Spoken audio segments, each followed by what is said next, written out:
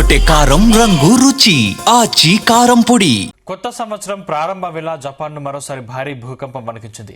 Japan తూర్పు NUDA ప్రాంత తీరంలో బుధవారం రిక్టర్ స్కేల్పై 6 తీవ్రతతో బలమైన భూకంపం సంభవించినట్లు అమెరికా జియాలాజికల్ సర్వే వెల్లడించింది.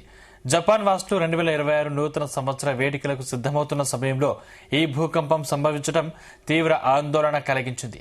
భూకంప కేంద్రం నోడా నగరానికి తూర్పున 91 కిలోమీటర్ల దూరంలో, సముద్ర మట్టానికి 19.3 కిలోమీటర్ల లోతులో ఉన్నట్లు శాస్త్రవేత్తలు గుర్తించారు.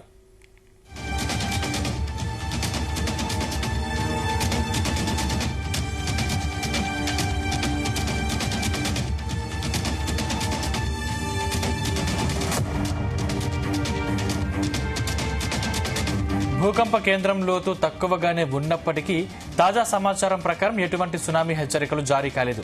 ప్రాణ ఆస్తి నష్టానికి సంబంధించిన వివరాలు ఇంకా తెలియాల్సి ఉంది. అయితే గడిచిన కొన్ని వారాల్లో జపాన్లో వరుసగా భారీ భూకంపాలు నమోదవుతున్నాయి. డిసెంబర్ 8వ తేదీన 7.5 తీవ్రతతో సంభవించిన పెను భూకంపం దాదాపు 90,000 మంది ప్రజలను నిరస్థాయిలను చేసింది.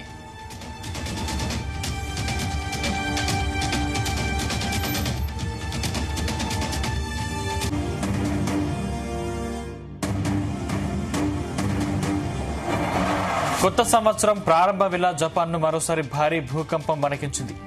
జపాన్ తూర్పు నోడా ప్రాంత తీరంలో బుధవారం రిక్టర్ స్కేలుపై 6 తీవ్రతతో బలమైన భూకంపం సంభవించినట్లు అమెరికా జియోలాజికల్ సర్వే వెల్లడించింది. జపాన్ వాసులు 2026 నూతన సంవత్సర వేడుకలకు సిద్దమవుతున్న సమయంలో ఈ భూకంపం సంభవించడం తీవ్ర ఆందోళన కలిగించింది.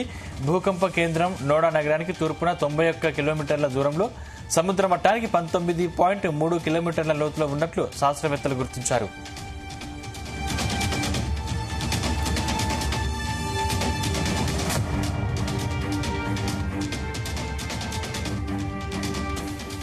భూకంప కేంద్రం లోతు తక్కువగానే ఉన్నప్పటికీ తాజా సమాచారం ప్రకారం ఎటువంటి సునామీ హెచ్చరికలు జారీ కాలేదు.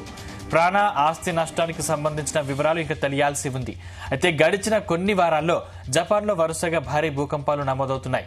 డిసెంబర్ 8వ తేదీన 7.5 తీవ్రతతో సంభవించిన పెను భూకంపం దాదాపు 90,000 మంది ప్రజలను నిరాశ్రయాలను చేసింది.